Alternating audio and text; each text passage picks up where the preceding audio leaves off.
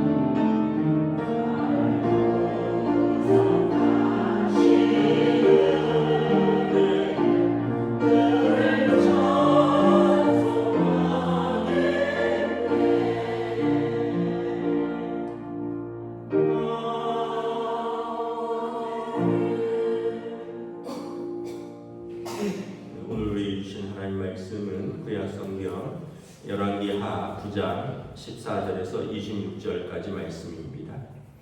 열왕기하 9장 14절에서 26절까지 말씀입니다. 다 찾으신 줄 알고 저 여러분들이 한 절씩 교도하겠습니다. 이에 nim시의 손자 여호사밧의 아들 예후가 요람을 배반하였으니 곧 요람이 온 이스라엘과 더불어 아람의 왕 하사엘과 맞서서 길르앗 라못을 지키다가 아람의 왕 하사엘과 더불어 싸울 때에 아람 사람에게 부상한 것을 치료하려 하여 이스라엘로 돌아왔던 때라. 예후가 이르되 너희 뜻에 합당하거든 한 사람이라도 이 성에 도망하여 이스라엘의 알리가 가지 못하게 하니라. 예후가 병거를 타고 이스라엘로 가니 요람 왕이 거기에 누워 있었음이라. 유다의 왕 아하시아는 요람을 보러 내려왔더라. 이스라엘 왕에게 파수꾼 하나가 서 있더니 예후의 무리가 오는 것을 보고 이르되 내가 한 무리를 보나이다 하니 요람이 이르되 한 사람을 말에 태워 보내어 맞이하여 평안하냐 묻게 하라 하니라. 한 사람이 말을 타고 가서 만나 이르되 왕의 말씀이 평안하냐 하시더이다 하매 예후가 이르되 평안이 내게 상관이 있느냐 너희들로 물러가라 하니라. 파수꾼이 전하여 이르되 사자가 그들에게 갔으나 돌아오지 아니하나이다 하는지라. 다시 한 사람을 말에 태워 보내었더니 그들에게 가서 이르되 왕의 말씀이 평안하냐 하시더이다 하매 예후가 이르되 평안이 내게 상관이 있느냐 내 길을 따르라 하더라. 파수꾼이 또 전하여 이르되 그도 그들에게로 갔으나 돌아오지 아니하고 그 병거 모는 것이 nim시의 손자 예후가 모는 것 같이 미치게 모나이다 하니 요람이 메우라 하되 그 병거들을 메우니라. 이스라엘 왕 요람과 유다 아하시아가 각각의 병거를 타고 예후를 맞이할세 이스라엘 사람 라못의 터지에서 만나매 요람이 예후를 보고 이르되 예후야 평안하냐 하니 대답하되 내 어머니 이세벨의 음행과 술수가 이렇게 많으니 어찌 평안이 있으랴 하더라. 나는 손을 돌이켜 도망하여 아하시아에게 이르되 아하시아여 반역이로다 하니 예후가 힘을 다하여 활을 당겨 요람의 두 팔 사이를 쏘니 화살이 그의 염통을 꿰뚫고 나오매 그가 병거 가운데 엎드러진지라. 예후가 그의 장관 딸에게 이르되 그 시체를 가져 이스라엘 사람 나봇의 밭에 던지라. 내가 기억하려니와 이전에 너와 내가 함께 타고 내 아버지 아합을 쫓았을 때 여호와께서 이같이 그의 뒤를 예언하셨느니라. 함께 했습니다. 여호와께서 말씀하시기를 내가 어제 나봇의 피와 그의 아들들의 피를 분명히 보았노라. 여호와께서 또 말씀하시기를 이 토지에서 내게 갚으라 하셨으니 그런즉 여호와의 그 말씀대로 그의 시체를 가져다가 이 밭에 던질지니라 하는지라. 아멘. 할렐루야. 오늘도 우리 또 새날을 주셨습니다. 하나님께서 은혜와 평강으로 함께 해주시길 축복합니다. 지금 그 북이스라엘의 오므리 왕조라고 하는데 오므리 그리고 아합 그 아들 요람까지 3대가 북이스라엘을 통치하고 예후를 들어서 그 오므리 왕조를 심판하는 내용입니다. 이유는 아합과 이세벨 때에 그들이 하나님의 선지자를 많이 죽였고 백성을 우상 숭배로 이끌은 그 죄가 있고요. 또 결정적으로 나봇의 포도원을 뺏기 위해서 이세벨이 거짓 증인을 세워서 나봇이 하나님과 왕을 저주했다라고 거짓 증인을 세워서 나봇을 돌로 쳐 죽이고 그 포도원을 빼앗았죠. 이것이 이제 이스르엘에 있는데 이스르엘의 성이 하나 있습니다.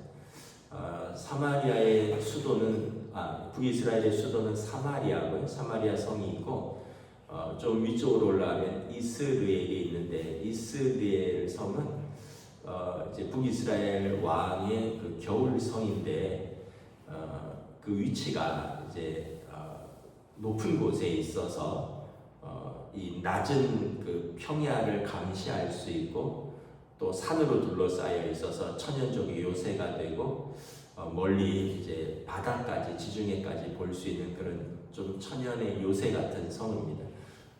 그래서 전쟁을 하다가 이제 수도가 위태로워지면 이스라엘 성으로 옮기기도 하는데 오늘 본문에 보면 유다 왕 요람이 이제 아람 왕 하사엘과 전쟁을 하다가 부상을 입어서 이스라엘 성에서 지금 어떻게 보면 요양을 하고 있고 예후는 길랏 라못에서 아람 군대와 맞서서 싸우던 중에 선지자 엘리사가 예후에게 기름을 붓고 너는 가서 이제 너가 북이스라엘의 왕이 되라 이제 심판하라라는 이제 메시지를 받은 상황인 거죠. 그래서 지금 오늘 본문에 보면 이 이스라엘 성에 부상한 요람이 치료 중에 있고 남유다의 그 이제 사돈 관계로 맺어진 아하시아가 이제 문병 및 어떻게 원조를 와 있는 상태에서 예후가 쿠데타를 일으키는 겁니다. 우리가 이제 사마리아 성뿐만 아니라 이스라엘 성이 이제 다른 성이라 그랬는데 우리나라도 이렇게 보면 뭐 경복궁, 뭐 창경궁 이런 궁전이 서울에도 있지만 남한산성도 있거든요. 남한산성이 이제 이 수도 한양이 위태로워지면 이제 왕이 남한산성으로 옮겨서 방어를 한 겁니다. 남한산성 가보셨지만 아주 천혜의 요새죠. 거기가 이제 산으로 둘러싸여 있고 이제 위에서 아래를 다 감시할 수 있고 쉽게 오르지 못하는 병자호란 글로 피신을 했었죠. 또 정조 같은 경우는 수원에 수원성을 또 만들어서 이제 아버지 화성에 있는 산소 가다가 수원성에서 머물기도 하고 이런 왕의 궁궐들이 이렇게 곳곳에 있는데 남한산성도 가보면 경복궁의 작은 모형처럼 해놨습니다. 그러니까 이스라엘 성도 그런 것인데 지금 왕이 이스라엘 성에 머무르는데 예후가 지금 군대를 이끌고 이제 왕을 치러 가는 내용입니다. 그래서 성에서 이렇게 감시를 해서 보니까 한 군대가 미친 듯이 달려오는데 누구냐 해서 이제 파수꾼을 보내서 누군지 알아봐라. 그래서 파수꾼이 나갔더니 예후인 거예요. 그래서 예후야 평안하냐? 이제 전쟁을 하고 있는 상황에서 길랏 라못에서 예후가 지금 수비를 하고 있었는데 어떻게 잘 이제 막고 있느냐 이런 뜻이죠. 근데 이제 예후가 정찰 나온 병사한테 네가 무슨 상관이냐? 나를 따르라. 그 이제 돌아가면 예후가 군사를 이끌고 돌아오는데 심상치 않으니까 나를 따르라. 그러니까 뭐 정찰병도 죽든지 따르든지 해야 되니까 이제 예후를 따르고 안 돌아오니까 또 정찰병을 보냈는데 이번에도 나를 따르라. 그 사람도 정찰병도 뭐 죽든지 따르든지 해야 되니까 또 예후를 따르고 안 돌아오니까 도대체 누구의 군대냐? 말을 미친 듯이 모는 것이 예후의 군대 같습니다. 그러니까 용맹한 장군이었다는 걸 알 수 있죠. 우리나라 함흥차사가 생각이 나네요. 이성계가 이제 나중에 화가 나죠. 그 아들들 때문에. 그래서 함흥으로 갔다가 아들들이 아버지를 모셔오려고 사신을 보내니까 활을 쏴서 죽여버리죠. 함흥으로만 가면 소식이 없는 거죠. 함흥차사 뭐 이것처럼 예후를 한테만 보내면 소식이 없는 거예요. 그래서 사람들이 보니까 예후의 군대 같으니까 아군이다. 예후가 아마 용맹한 장군이니까 하사엘과의 싸움에서 좋은 소식을 가져왔을 거다. 성문을 열고 마중 나가자 하고 요람 왕이 직접 아하시아 왕과 더불어서 이제 말과 병거를 이끌고 마중을 나가서 묻는 거죠. 예후야 평안하냐? 그러니까 쉽게 얘기하면 22절에 평안하냐 얘기는 전쟁에서 이겼느냐 이런 얘기죠. 그랬더니 예후가 이렇게 말합니다. 내 어머니 이세벨의 음행과 술수가 이렇게 많으니 어찌 평안이 있으리요. 그러니까 아합 왕도 아합 왕이지만 그 부인 이세벨이 아주 악한 여인이었죠. 이방 여인으로서 우상 숭배를 이스라엘 땅에 가져왔을 뿐만 아니라 이런 영적인 음행뿐만 아니라 술수가 나봇의 포도원을 빼앗은 그 가증스러운 술수가 있는데 어떻게 우리가 평안할 수 있겠느냐 하니까 요람이 반역이구나. 그래서 23절에 아하시아한테 반역이로다 하면서 이제 다시 성으로 급히 되돌아가는 중에 예후가 활을 쏘니 그 화살이 요람 왕의 염통을 심장을 뚫었다는 거죠. 심장을 뚫고 즉사하게 됩니다. 그리고 이제 왕이 죽었고 이제 예후가 이제 쿠데타를 일으켜서 정권을 장악하는 거죠. 25절에 보면 그를 이스라엘 사람 나봇의 밭에 던지라. 그래서 예후의 시체를 나봇의 밭에 던집니다.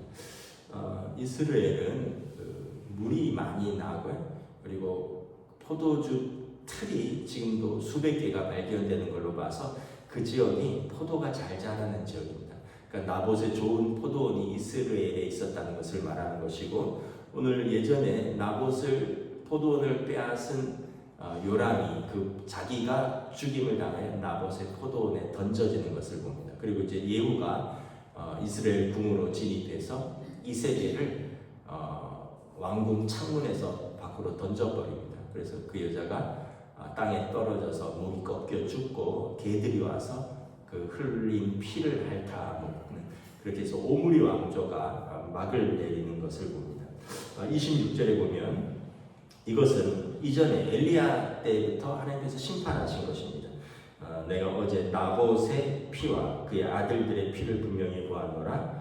여호와께서 말씀하시기를 이 토지에서 그것을 갚으리라. 그리고 여호와의 말씀대로 그의 시체를 가져다가 이 밭에 던질지니라. 하나님의 공의가 이루어졌다라는 것입니다. 우리가 이제 이 말씀을 통해서 다시 한번 깨닫는 것은 하나님은 공의의 하나님이시다라는 거죠. 많은 죄들이 있는데 우상 숭배도 있고 또 뭐 여러 가지 선지자들을 죽인 죄도 있고, 근데 또 이 나봇의 그 포도원을 빼앗으면서 흘렸던 피, 하나님이 다 계산하신다는 거예요. 하나도 빼놓지 않고 그 집안에 갚으신다는 거예요. 그래서 지금 이 요람, 그러니까 오므리 왕조는 이제 남자들은 다 끊어집니다. 3대 만에 남자들이 다 끊어져요. 그러니까 완전히 진멸되는 겁니다. 그들이 하나님의 선지자들을 진멸하려고 했고, 또 백성들을 억울한 사람들을 만들었는데 하나님께서 그 집안을 진멸시키는 것을 볼 수가 있습니다. 그리고 이제 예후 왕조가 세워지는데 우리가 공의의 하나님이시다라는 것을 생각하면 우리가 함부로 살 수 없다라는 걸 생각합니다. 어떤 사람들은 이렇게 말합니다. 하나님이 어디 계시느냐? 악인이 판치고 악인이 득세하고 그리고 악인들이 어떻게 보면 형통한 것 같은 그 세상이 있지 않느냐. 하나님께서 이 땅에서 심판을 하실 수도 있고요. 혹시 이 땅에서 하나님의 공의가 이루어지지 않는다면 영원한 하나님 앞에서는 피할 수가 없는 거죠. 그래서 우리는 성경에 나오지만 항상 우리는 성도의 본분을 지켜서 사는 겁니다. 성도의 본분은 하나님이 살아계시다는 것, 그리고 하나님을 경외하는 자입니다. 하나님을 경외하면 우리가 다른 사람에게 악을 행하면 하나님께서 그것을 묻는다는 거예요. 그래서 마태복음 25장에 보면 소자에게 은혜를 베풀면 그것은 예수님께 은혜를 베푼 것이고, 소자를 괴롭히고 또 그들을 무시한다면 주님을 내가 무시하고 홀대한 혐의가 있다. 그래서 성경을 보면 사람에게 한 것은 하나님께 한 것이다, 이렇게 말씀을 합니다. 우리가 생각할 때 내가 언제 하나님께 그렇게 했느냐, 난 하나님 앞에 예배드렸습니다, 난 하나님을 경외했습니다. 그런데 사람에게는 그렇게 내가 마음에 안 들어서 그렇게 못했습니다. 근데 하나님께서는 항상 사람과 하나님을 연결시킨다는 거예요. 왜냐하면 너가 사람에게 한 것은 하나님의 형상을 가진 그리고 그 사람을 너에게 보내준 하나님을 대하는 방식이라는 거예요. 그래서 우리가 항상 여러분 어떻게 우리에게 주신 사람들을 대할 것인가. 그래서 공의의 하나님 앞에서 우리가 믿음으로 그리고 사랑으로 대해야 된다. 어제 남자가 토라 공부를 하는데 그런 내용이 나와요. 가족에게 제일 친절해라. 그래서 어떤 랍비는 집에 들어갈 때 이렇게 옷매무새를 만지고 모자를 고쳐 쓰고 이렇게 들어가니까 이제 제자가 물었습니다. 선생님, 집에 누구 귀한 손님이 와 계십니까? 이렇게 의관을 이렇게 잘 정지하고 들어가십니까? 그랬더니 집에 아내가 있네. 아내가 있기 때문에 남편이 가장 아내에게 잘 보이고 싶다는 거예요. 또 아내도 마찬가지. 이스라엘 사람들이 성막을 만들 때 물두멍을 만들거든요. 물두멍은 물을 담아두는 청동 거울인데 청동으로 만든 큰 물을 담는 대야입니다. 어마어마한 사이즈. 이걸 만들기 위해서 여인들이 자기들의 청동 거울을 헌물을 합니다. 그리고 그걸 두드려서 큰 그걸 만드는데 사람들이 그런 것은 허영을 위한 것인데 여자들이 자기를 가꾸고 허영을 위한 것인데 그걸로 하나님의 거룩한 성물을 만듭니까? 그랬더니 무슨 소리냐? 이들이 이집트에서 종노릇할 때 그 여인들이 자신을 가꾸어 하나님의 군대를 양성하던 거룩한 것이다. 무슨 말이냐면 이집트에서 종노릇하고 학대와 억압 가운데 고통당할 때 여인들이 청동 거울을 보면서 자기들을 가꿨다는 거예요. 그래서 남편들이 아내를 사랑하고 그래서 아이들을 계속 낳아서 이집트에서 압제당하면 당할수록 히브리인들의 수가 늘어나서 하나님의 군대를 양성했다는 거예요. 그 얘기는 무슨 뜻이냐면 아내들이 남편을 위해서 자신을 가꾸고 또 남편은 아까 집에 들어갈 때 가장 좋은 모습, 정중한 모습으로 들어가는. 그래서 가족에게 가장 친절하라. 이게 이제 유대인들이 성소가 이제 성전이 없기 때문에 가정의 성소입니다. 근데 이제 우리는 어떤가 이제 한번 생각을 해보셔야 됩니다. 가장 귀한 사람들이 누가 뭐래도 여러분들의 가족입니다. 다른 사람들에게는 우리가 직장 가서는 되게 친절하게 대하고 손님에게는 되게 친절하게 대하는데 가정에서는 함부로 대하고 말도 함부로 하고 또 가꾸지도 않고 그래서 서로 매력이 뚝뚝뚝뚝 떨어지고 그런데 밖에 나가면 잘 차려입고 예쁜 말하고 친절하게 대하고 반대로 해야 됩니다. 반대로는 아닌데 똑같이 해야 된다는 거예요. 밖에서 남에게 친절하게 하듯이 가족에게 친절하게 하고 밖에서 자신을 가꾸어서 이제 자신을 가꾸듯이 집에서도 오히려 자신을 더 가꾸고 가족들에게 더 좋은 모습을 보여줘야 된다. 이게 이제 성전이 가정이기 때문에 유대인들의 그 사고방식. 그래서 언젠가도 말씀드렸지만 비즈니스 파트너보다 가족들과 가장 좋은 것을 먹는다. 그러니까 가족에게 가장 좋은 것을 먹이고 가장 잘 가꾸고 가족들에게 가장 친절하는 것.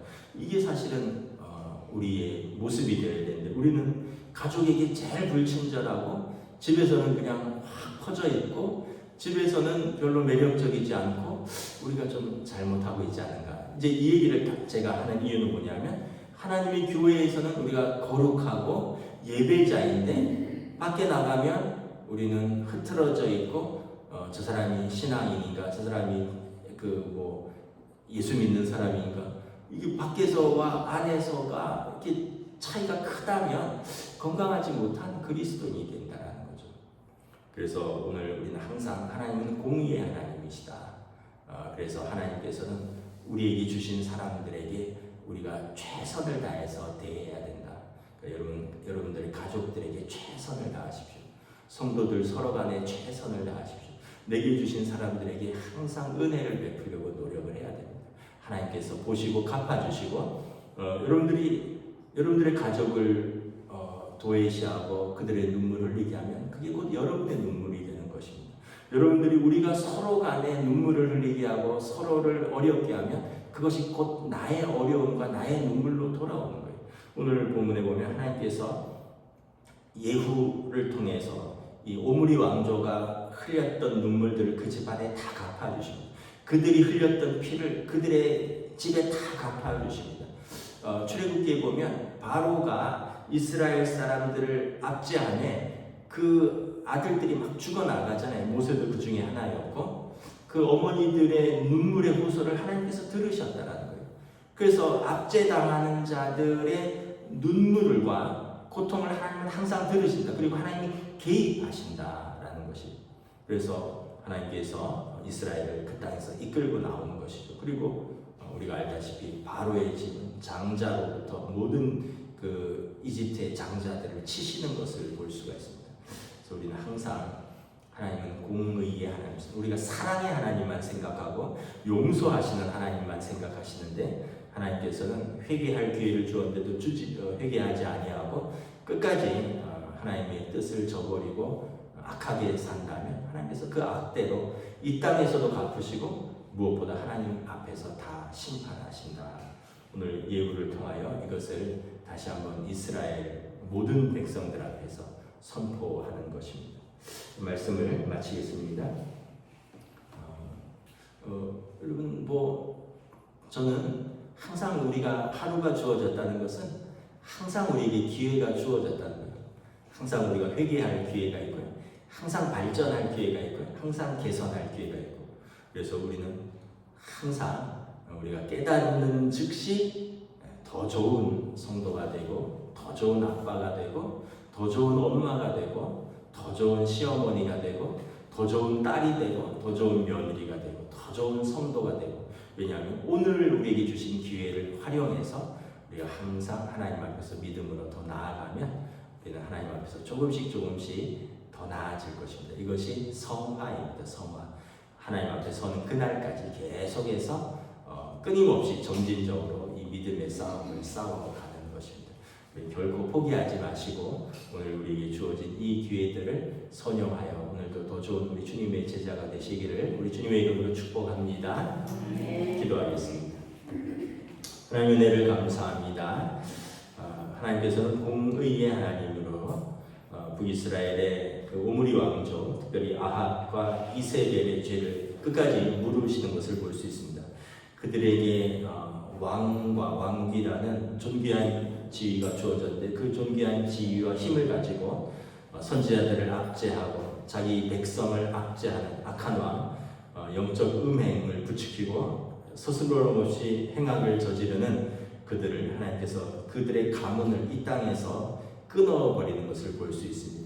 하나님께서는 공의의 하나님이시고 살아계신 하나님이요 하나님을 경외하고 그들 하나님을 찾는 자에게는 상 주시고 악인은 심판하시는 그 하나님이시라는 것을 다시 한번 역사 속에서 우리가 확인하며 오늘 우리에게 주어진 삶, 오늘 우리에게 주어진 사람들, 오늘 우리에게 주어진 삶의 자리에서 우리가 늘 믿음으로 또 하나님께서 우리에게 주신 그 사랑과 충성으로 대하며 살아가는 복된 하루로 인도하여 주시옵소서. 감사를 드리오며 우리 주 예수 그리스도 이름으로 기도드리옵나이다. 아멘. 하늘에 계신 우리 아버지의 이름을 거룩하게 하시며 아버지의 나라가 오게 하시며 아버지의 뜻이 하늘에서와 같이 땅에서도 이루어지게 하소서. 오늘 우리에게 일용할 양식을 주시고 우리가 우리에게 잘못한 사람을 용서하여 준 것 같이 우리에게를 용서하여 주시고 우리를 시험에 빠지지 않게 하시고 악에서 구하소서. 나라와 권능과 영광이 영원히 아버지의 것입니다.